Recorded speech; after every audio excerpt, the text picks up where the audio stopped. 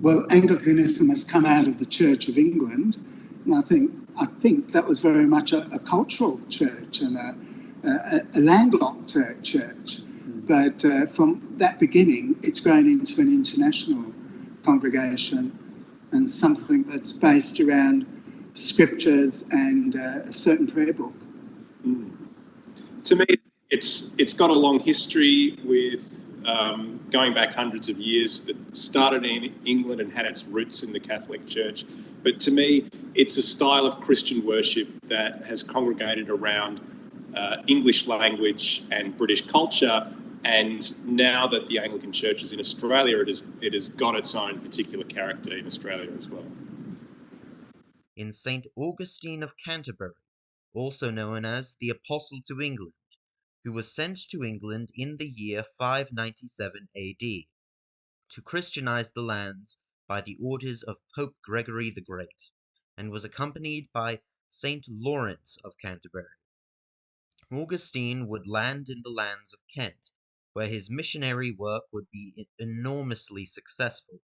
He would even manage to convert the local pagan king, King Ethelbert of Kent, who also convinced his nephew, the King of Essex, to convert. To make conversions easier, the new kings did not immediately ban all things pagan, but instead simply added the Christian god to the existing Germanic pantheon. This allowed for a peaceful transition away from Germanic paganism and towards Orthodox Christian doctrine. After 4 years, in the year 601, Augustine established his episcopal see at Canterbury, and he would become the first bishop of Canterbury. Yes, the man with the funny hat. After Augustine, who died in the year 604, he was succeeded by his friend St. Lawrence of Canterbury, and this is the continuous line of bishops which the Church claims to have apostolic succession from.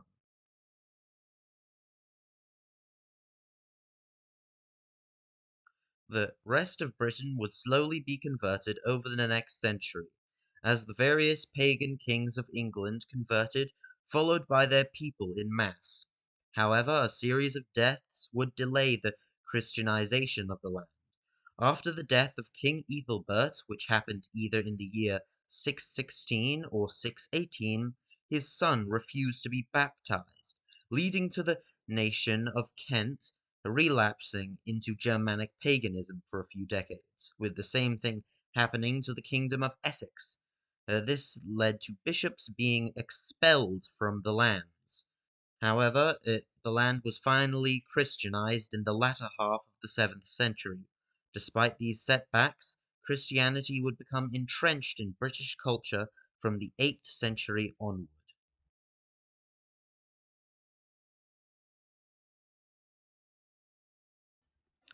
During the reign of King Henry VIII, the Protestant Reformation was in full swing, and it is interesting to note that there were never any massive movements in England to break away from the Catholic Church.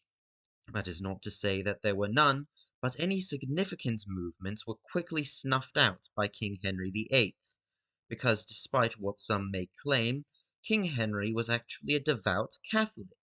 In fact, King Henry wrote a book in the defense of the 7 sacraments. So the question is, if there was no major Protestant movement in England and the king was a devout Catholic, what happened?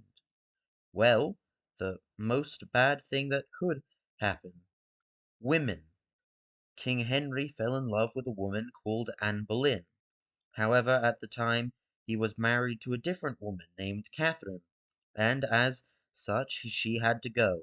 However, under the new law of Christ, which replaced the Old Testament law, divorce was no longer allowed.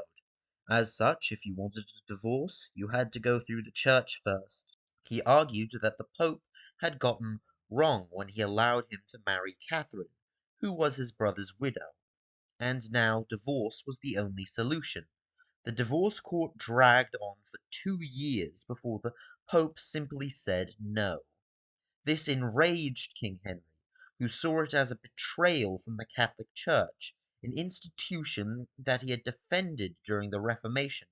So Henry gathered various theologians to make his case against the Pope. They told the English people that the Pope had taken over what had once been a self-governing English church, and Henry then declared himself the supreme head of the church, and went about abolishing Catholic monasteries, priories, converts, and friars in England, Wales, and Ireland, seized their wealth and disposed of their assets, and provided for their former personnel functions. This led to the Pope labeling Henry a heretic, and he was excommunicated, and the Church went into an identity crisis for roughly a decade as they tried to figure out who they were.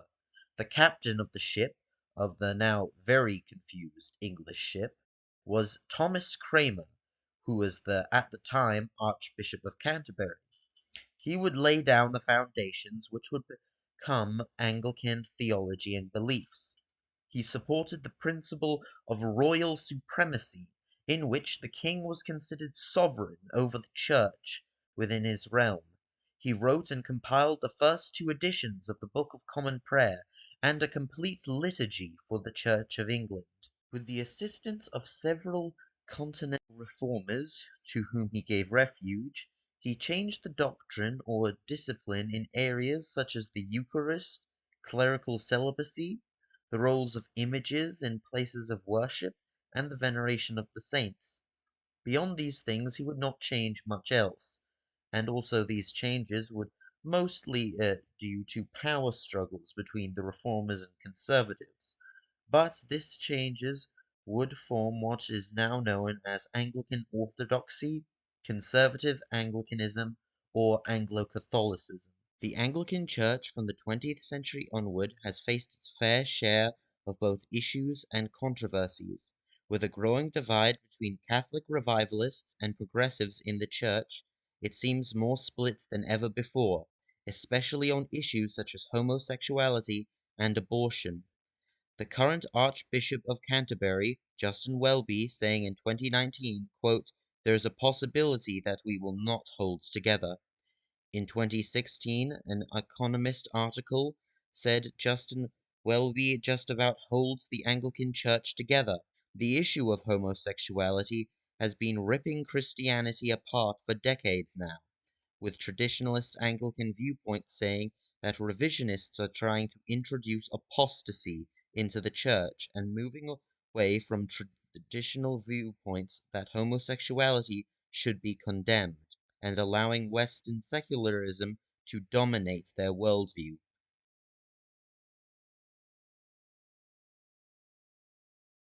Justin Welby himself has stated that he cannot give an answer on whether homosexuality is sinful or not. Not only that, but the church continues to bleed members out. Looking at pre-COVID-19 statistics, in 2019, while officially the Church of England has 26 million baptized members, on an average only 31 adults and 2 children attend church. Only about 1 in every 10 babies in the United Kingdom are being baptized into the church. And now, the largest diocese that are still growing is the Diocese of Nigeria, making the Anglican Church a now predominantly African church.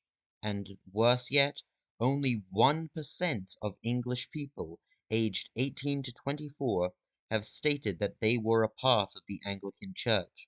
So what is the issue? Why are so many people leaving? Well, a study done reviewing church membership in 2020 between the years of 1990 to 2019 may help us. Orthodox membership rose from 185,000 to 475,000. Pentecostals rose from 147,000 to 380,000. Methodists shrank from 447,000 to 186,000, and Presbyterians went from 1.2 million to 622,000. The common factor here is theology. It appears those who have changed their doctrines to try and fit in with culture have shrunk, while more conservative, fundamentalist, or orthodox groups have grown. Alongside this is ethnicity.